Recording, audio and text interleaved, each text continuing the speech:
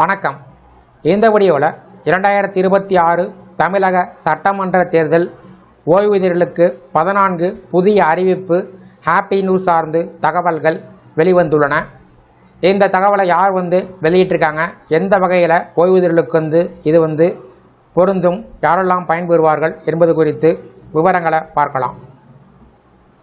தமிழ்நாடு, புதுச்சேரி, கேரளா, அசாம் மற்றும் மேற்கு வங்கம் ஆகிய 5 மாநிலத்தினுடைய சட்டமன்ற காலம் நிறைவடைய இருப்பதால் அதற்கான தேர்தல் தேதிகளை இந்திய தேர்தல் ஆணையம் மார்ச் 15ஆம் தேதி அறிவித்தது. தமிழ்நாட்டை பொறுத்தளவில் 17வது சட்டமன்ற பேரவைக்கான பொதுத் தேர்தல் 23/4/2026 அன்று நடைபெற உள்ளது. அதற்கான தேர்தல் வாக்கு எண்ணிக்கை மே மாதம் 4ஆம் தேதி நடைபெறும். இந்த நிலையில் சட்டமன்ற பொதுத் தேர்தல் 2026க்கான அஇஅதிமுக தேர்தல் அறிக்கை வெளியிடப்பட்டுள்ளது. அதில் புதிய ஓய்வூதியம், ஓய்வூதிய தொகை உயர்வு, ஓய்வூதிய திட்டத்தில் மாற்றம், ஓய்வூதியர்களுக்கு இடஒதுக்கீடு சலுகை குறித்து முக்கிய அறிவிப்புகள் வெளியிடப்பட்டுள்ளது. முதியோர் உள்ளிட்டோருக்கான ஓய்வூதியங்கள் ரூபாய் 2000 உயர்த்தி வழங்கப்படும். தமிழ்நாட்டில் உள்ள தனியார் நிறுவனங்களில் 10 ஆண்டுகளுக்கு மேல் பணிபுரிந்து ஓய்வு பெற்ற தொழிலாளர்களுக்கு வழங்கப்பட்டு வரும் இபிஎஸ் 95 ஓய்வூதிய திட்டத்தில் குறைவாக ஓய்வூதியம் பெறுவோருக்கு கேரளா மற்றும் புதுச்சேரியில் பின்பற்றப்படும் நடைமுறையின் அடிப்படையில் குறைந்தபட்சம் மாதம் கணிசமான ஓய்வூதியம் பெறுவதற்கான ஆய்வுகள் மேற்கொள்ளப்படும். சமூக ஓய்வூதிய திட்டத்தின் கீழ் முதியோர், விதவை பெண்கள், முதிர்கன்னிகள், கணவனால் கைவிடப்பட்ட பெண்கள், மாற்றுத் திறனாளிகள் மற்றும் 3ஆம் பாலினத்தவர்களுக்கு வழங்கப்பட்டு வரும் சமூக பாதுகாப்பு மாதாந்திர ஓய்வூதியம் ரூபாய் 1200 ரூபாய் 2000 உயர்த்தி வழங்கப்படும். பங்களிப்பு ஓய்வூதிய திட்டம் மற்றும் தற்போது திமுக அரசு அறிவித்த உறுதியளிக்கப்பட்ட ஓய்வூதிய திட்டம் ஆகியவற்றில் அரசு ஊழியர்கள், ஆசிரியர் சங்கங்கள் உட்பட அனைத்து சங்கத்தினுடைய கோரிக்கையும் பரிசீலித்து தேவையான திருத்தங்கள் மேற்கொள்ளப்பட்டு ஓய்வூதிய திட்டம் சீரமைக்கப்படும்.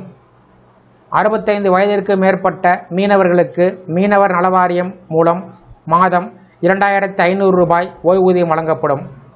இன்றைய டிஜிட்டல் பொருளாதாரத்தில் ஆயிரக்கணக்கில் பணிபுரியும் உணவுப் பொருள் டெலிவரி தொழிலாளர்கள், டாக்ஸி ஓட்டுநர்கள் மற்றும் ஆன்லைன் சேவை தொழிலாளர்கள் பயன்பெறக்கூடிய வகையில் தற்காலிக ஒப்பந்த வேலை அல்லது செயலி அடிப்படையிலான தற்காலிக தொழிலாளர்களுக்கான தொழிலாளர்களுக்கான நலத்திட்ட வாரியம் ஏற்படுத்தப்படும். அத்தகைய தொழிலாளர்களுக்கு நிலையான வருமானம், மருத்துவ பாதுகாப்பு, விபத்து காப்பீடு மற்றும் ஓய்வூதியம் போன்ற அடிப்படை சமூக பாதுகாப்பு வழங்கப்படும். சத்துணவு அமைப்பாளர்கள், அங்கன்வாடி பணியாளர்கள், நியாய விலைக்கடை ஊழியர்கள் மற்றும் ஓய்வூதியம் பெறாத அரசு பணியாளர்களுக்கு பயன்பெறும் வகையில் புதிய சிறப்பு ஓய்வூதிய திட்டம் உருவாக்கப்படும். மாநில அளவில் மட்டுமின்றி தாலுகா அளவில் உழைக்கும் உள்ளூர் பத்திரிகையாளர்கள், புகைப்பட கலைஞர்கள் மற்றும் பதிவு செய்யப்பட்ட இணையதள நிருபர்களுக்கு அரசு அங்கீகார அட்டை, மருத்துவ காப்பீடு மற்றும் ஓய்வூதியம் பாரபட்சமின்றி வழங்கப்படும். தற்போது பத்திரிகையாளர்களுக்கு வழங்கப்பட்டு வரும் ஓய்வூதியம் இனி காட்சி ஊடகவியாளர்களுக்கும் வழங்கப்படும்.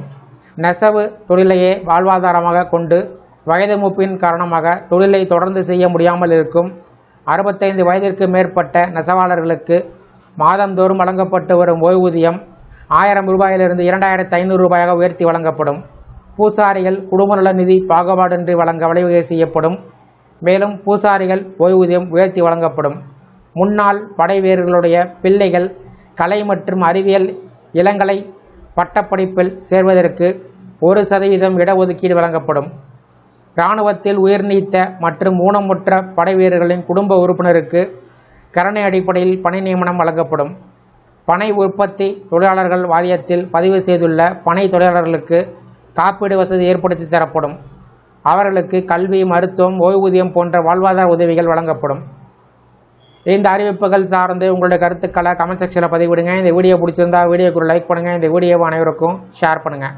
மற்றும் ஒரு பயனுள்ள வீடியோவில் சந்திப்போம். நன்றி.